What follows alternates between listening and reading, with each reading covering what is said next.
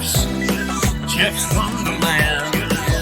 And welcome to the Wonderland, everyone. I'm Geoff, and as always, I am your ship's captain as we navigate the high seas of the hows, the whens, the whys, and the wherefores of life in our search for new perspective on things we've never really thought about, and probably with good reason, or perhaps we've just gotten sick of looking at least until such time as we get distracted by a shiny thing. A few people have written in recently and asked me where I get the ideas for the segments on the show. Well, the simple answer to that is, I don't know. It's kind of like if you look at certain things for long enough, then you begin to see them differently somehow, and I think once that happens, you're able to consider their existence within a different context. And that's usually, for me, where the fun starts. Here's an example of what I'm talking about, and it's this. Are windows one of society's biggest problems? Now, to find out the answer, folks, come with me now as we once again board the high-speed first-class express service to Theory Time. Yo, you can't know what you can't know. I'm gonna tell you what I think I know. And I know what I know. This is what I know. Theory Time. And welcome to another edition of Theory Time. Yesterday, I'm walking down the street, and I suddenly, I don't know why, started thinking about windows. As in transparent panes of glass, not the Microsoft operating system. Now, that doesn't sound like a particularly interesting subject to talk about on the Wonderland, does it? No. But let's consider for a moment what a window actually is. A window is not a wall, and it's not a door.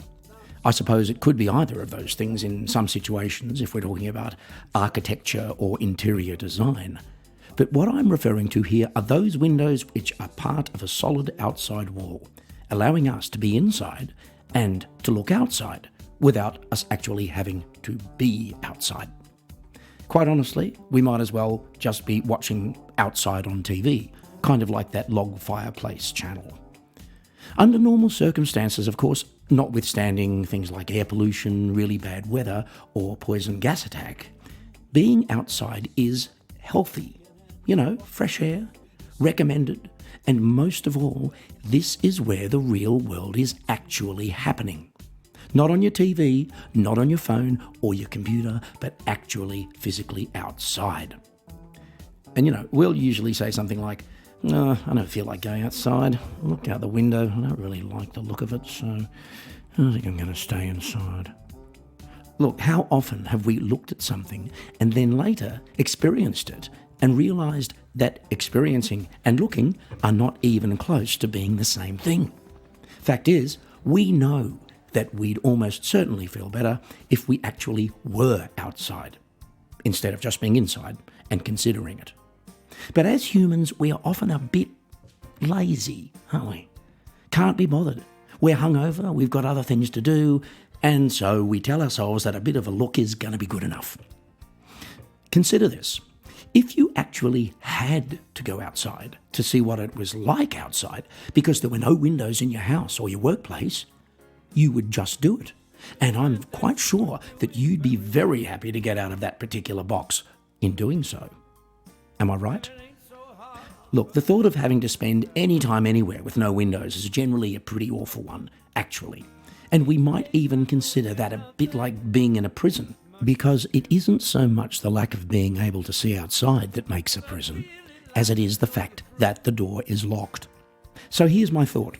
Although windows do have practical uses, I'm not disputing that, they also manage to encourage us to be lazy when it comes to actually getting out, going outside. And so let's get them out of our houses and office buildings and have them mostly in prison cells, obviously constructed with beyond bulletproof glass, but with an emphasis also on absolutely fantastic views. That way, we'll all be encouraged to spend more time out in the real world, out in the open, or just outside, and it'll be especially motivating to those wayward souls who find themselves inside, so to speak. And you can call that another Wonderland win. This is what I know. Theory Time. And that was Theory Time for today, your one-stop shop for those wonderful words of worldly wisdom. And whether you're currently outside or inside, we're now going to take a sneaky peek through the music store window. But not from me, rather from one of my favourite bands right now. Now, this is one of our Wonderland-approved artists, and they are the Mergers. Now, the Mergers are based in Nuremberg, Germany, which is about 3 hours or so north of where I live. And the band's been together for about 10 years. They've recorded and are about to release their third album. So we are going to hear an excerpt from one of the tracks right now. And this one's called Maybe All You Need Is Time. Yesterday's is time, tomorrow's vanguard shines. All around the clock without her own. Shine your last week's smile. Fine is fine, alright. Throwing back once more to cleanse our souls. So I got time, yeah,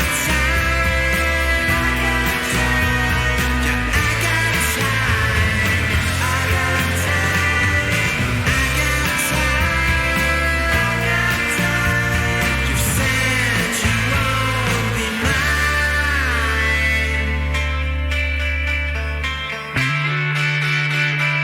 Maybe all you need is time.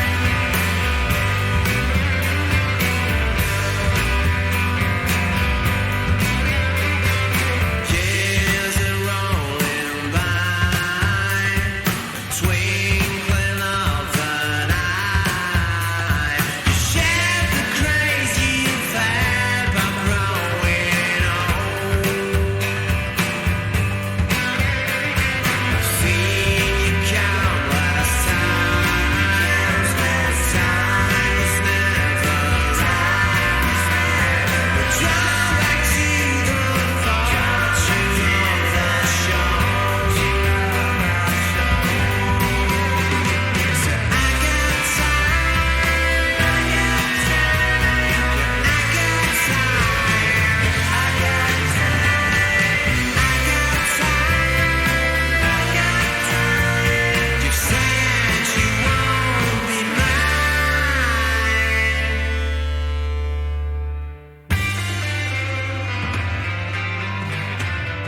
Yes.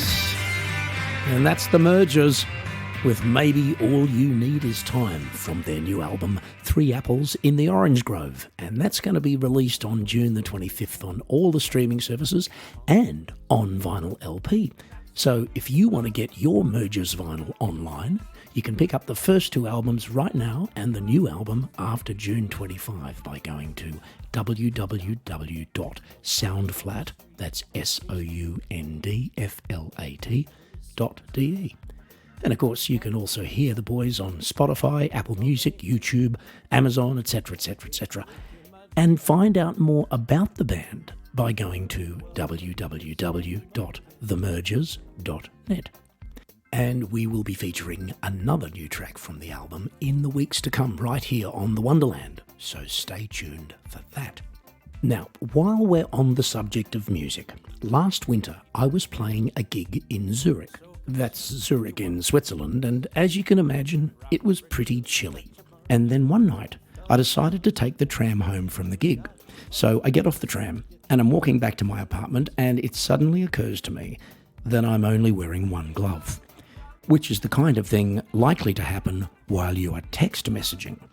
But you know, there are certain things that we buy which we are, in fact, renting from the universe. In other words, things which are simply not meant to be ours forever. At the top of this list are things like the umbrella, possibly followed by the hat, the scarf, the sweater, the coat, the sunglasses, and of course, one or both gloves. Now, these are things that we will buy in our lifetime absolutely more than once. And there is a very high probability that at a certain point, they will vanish suddenly and we will never see them again.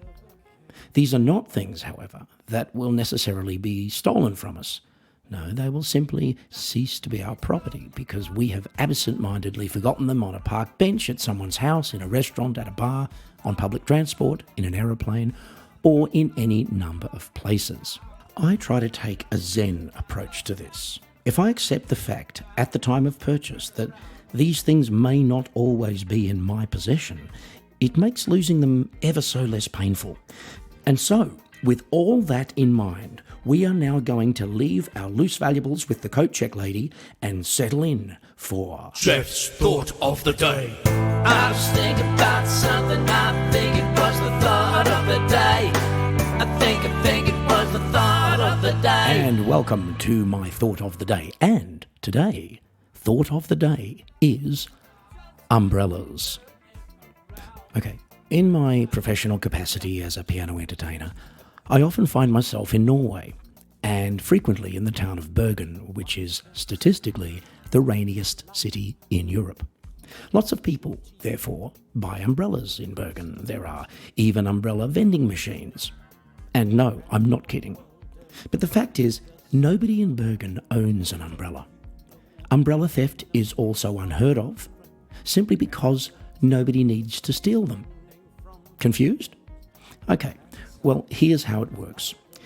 People buy umbrellas, and then they go out drinking, and they leave them behind. And then somebody else picks up the umbrella, takes it home, and keeps it for as long as it takes for them to lose it as well.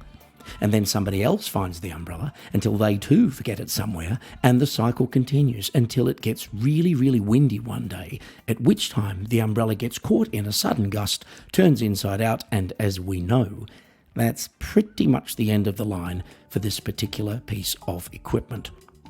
Now, given the design of your average umbrella, which is probably unlikely ever to change, it's not surprising that this happens, because what the umbrella manufacturer has done is to essentially create a spinnaker which would be better suited to an America's Cup yacht than the hands of an unsuspecting human being.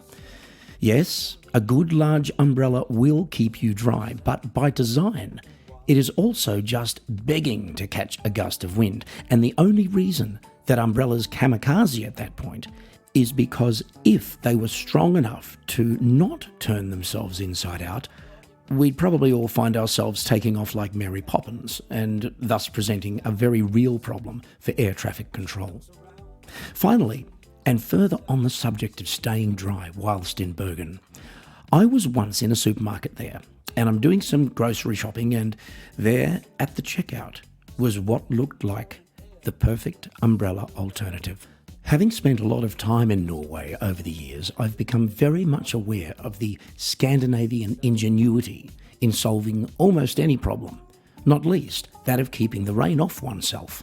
Now, I've used these ponchos that they sell at outdoor rock concerts. You know, they're about $1 and you put them on and you flap around in the breeze. But the problem is they're kind of messy looking. And I don't really think anybody wants to walk around town looking like a transparent triangle. But this thing looked like it might be ideal.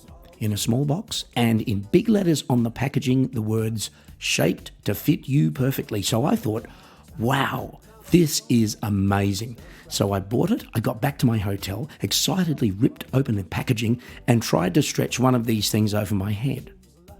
A complete bloody failure. Look, I don't know what this Durex company thinks they're playing at, but they're getting a filthy complaint email from me. I think it was the thought of the day. And on that overly snug but safely lubricated note, we leave Thought of the Day and our episode for this week. Now, if you've enjoyed today's show, please leave me a rating, a good one hopefully, or a comment. And don't forget to subscribe or follow the show if you haven't already. And remember, you can contact me about anything at all via my website, www.geoffhealy.com. Okay, so looking out the window now, I can see that it's stopped raining, so I'm going to put on my one glove, get out there and see what else I can lose or find. And I hope to find all of you back here next Friday for another unbelievably educational and useful episode of My Wonderland. Gotta get back to just